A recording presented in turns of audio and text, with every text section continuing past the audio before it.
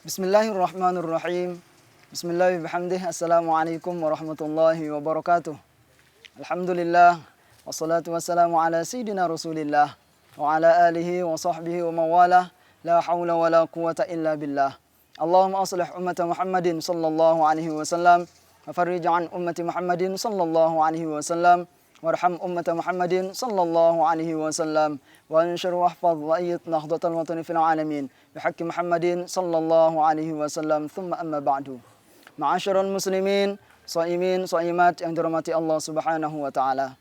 Kita panjatkan puji dan syukur kepada Allah Subhanahu wa taala karena Allah Subhanahu wa taala masih memberikan kita nikmat sehat dan nikmat iman sehingga kita alhamdulillah masih dapat merasakan dan dapat melaksanakan salah satu kewajiban kita terutama di bulan Ramadan, yaitu kita berpuasa di dalamnya. Ma'asyiral muslimin yang dirahmati Allah Subhanahu wa taala. Yang kedua kalinya marilah kita mengucapkan salawat berserta salam kepada baginda Rasulullah sallallahu alaihi wasallam dengan ucapan Assalamu alayka ya sayyidi ya Rasulullah. Allahumma salli ala sayyidina Muhammad wa ala ali sayyidina Muhammad. Ma'asyiral muslimin, shaimin, shaimat yang dirahmati Allah Subhanahu wa taala. Syurga adalah nikmat atau salah satu nikmat yang Allah Subhanahu wa taala berikan kepada hambanya yang taat kepada Allah Subhanahu wa taala. Taat dalam arti menjalankan segala perintah Allah Subhanahu wa taala dan menjauhi segala larangan Allah Subhanahu wa taala. Kalau kita membaca di dalam ayat Al-Qur'an, di dalam hadis Rasulullah sallallahu alaihi wasallam maupun penjelasan para ulama, kita bisa menyimpulkan bahwa surga adalah salah satu nikmat yang sangat luar biasa yang Allah peruntukkan bagi hamba-hambanya yang mau melaksanakan ketaatan kepada Allah Subhanahu wa taala.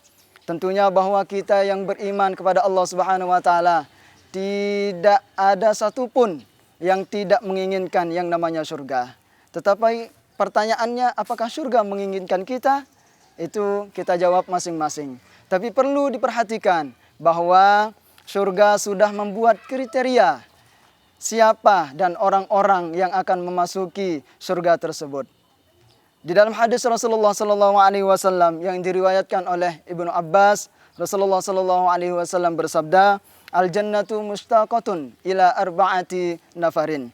Surga sangat rindu terhadap orang-orang atau terhadap 4 kriteria orang yang mau taat kepada Allah Subhanahu wa taala. Yang pertama itu adalah talil Quran, yaitu orang-orang yang gemar untuk membaca Al-Quran. Sebagaimana yang kita ketahui dari penjelasan para ulama bahwa Al-Quran adalah hudan, yaitu petunjuk bagi umat Islam. Jadi Al-Quran adalah sesuatu yang luar biasa yang apabila kita membacanya itu dihitung di sisi Allah Subhanahu wa taala sebagai ibadah kepadanya. Yang selanjutnya bahwa di sini di dalam Al-Qur'an surat Al-Kahfi Allah Subhanahu wa taala berfirman, "Innal ladzina amanu wa 'amilus shalihat kanat lahum jannatul firdausi nuzula."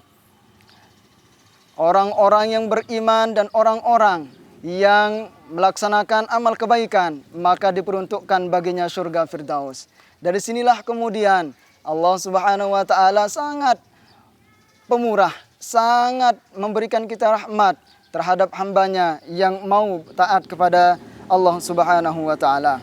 Surga di sini bukan hanya surga yang biasa, tetapi di sini Allah Subhanahu wa taala menjanjikan bahwa surga yang diperuntukkan bagi orang-orang yang berbuat amal soleh adalah surga Firdaus, yaitu surga tertinggi. Amal-amal soleh di sini termasuk salah satunya adalah membaca Al-Quran. Yang selanjutnya di dalam hadis Rasulullah sallallahu alaihi wasallam juga dijelaskan, Iqra'ul Qur'ana fa innahu ya'ti yaumal qiyamah syafi'an li ashabih. Bacalah Al-Quran, sesungguhnya Al-Quran akan menjadi penolong kelak pada hari kiamat bagi siapa yang mau membacanya. Dari sinilah kemudian orang-orang yang gemar membaca Al-Quran sangat dirindukan oleh surganya Allah Subhanahu wa taala. Bagaimana tidak bahwa orang yang gemar membaca Al-Quran seolah-olah dia sedang berinteraksi langsung dengan Allah Subhanahu wa taala. Yang kedua, kriteria dari orang-orang yang dirindukan oleh surga adalah hafizul lisan, yaitu orang-orang yang gemar untuk menjaga lisannya. Di mana Rasulullah SAW mengatakan bahwa salamatul insan fi hifdzil lisan, yaitu apa? Keselamatan orang terletak pada bagaimana kemudian dia menjaga lisannya. Yaitu apa? Di yang lain mengatakan bahwa apa? Di hadis yang lain mengatakan bahwa falyakul khairan aw liyasmut. Berkatalah yang baik atau lebih baik. Atau kalau tidak bisa berkata yang baik, maka lebih baik diam. Dari sinilah kemudian kita dapat mengambil kesimpulan bahwa orang yang menjaga lisan, tentunya bahwa orang-orang yang sangat mulia di hadapan Allah Subhanahu wa taala. Karena di dalam Al-Qur'an sendiri, bagi orang-orang yang menjaga lisan akan mendapatkan balasan yang sangat luar biasa. Di samping itu banyak sekali ayat-ayat Al-Qur'an yang melarang kita untuk berkata keji, berkata kotor, mencari kesalahan orang. Wala yaghtab ba'dukum ba'dha, janganlah kalian saling menggibah.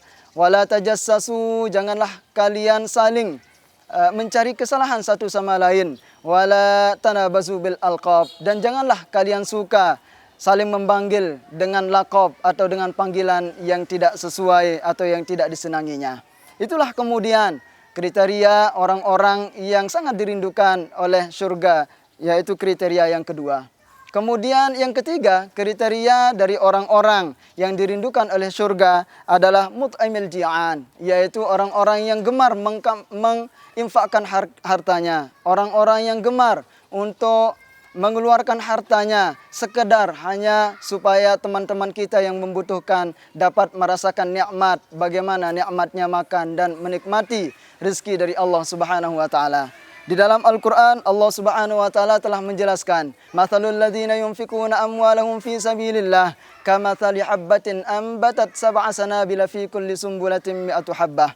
Bahwa sesungguhnya orang yang mendermakan hartanya ke jalan Allah Subhanahu wa taala, maka akan diperuntukkan pahala yang besar. Kita bisa menghitung sendiri bagaimana kemudian perumpamaan kita yang mendermakan harta kita ke jalan Allah Subhanahu wa taala, ibadat kita menanam benih. Satu benih akan tumbuh menjadi 7 tangkai, dan dari 7 tangkai tersebut akan menghasilkan buah 100 biji. Untuk itulah bagaimana kemudian kebesaran daripada pahala yang diberikan kepada kita bagi orang-orang yang mau taat kepada Allah Subhanahu wa taala. Yang terakhir adalah kriteria dari orang-orang yang dirindukan oleh surga adalah as-shaimina fi syahri Ramadhan, yaitu orang-orang yang berpuasa pada bulan Ramadan. Dan alhamdulillah pada kesempatan ini kita masih berada di bulan Ramadan, bulan yang penuh berkah, bulan yang penuh ampunan, dan segala amal kebaikan dilipat gandakan oleh Allah Subhanahu wa taala. Mudah-mudahan kita semua menjadi orang-orang yang dirindukan oleh surganya Allah Subhanahu wa taala. Melalui kesempatan bulan Ramadan ini, marilah kita mempersiapkan diri kita untuk menjadi orang-orang yang dirindukan oleh surganya Allah Subhanahu wa taala, yang kelak pada akhirnya kita akan memasuki orang yang merindukan kita atau surga yang merindukan kita. Amin, amin ya rabbal alamin. Hadanallahu wa iyyakum ajma'in. Terima kasih atas segala perhatian dan mohon maaf kalau ada kesalahan. Wallahul muwaffiq wal hadi ila sabilir rasyad. Assalamualaikum warahmatullahi wabarakatuh.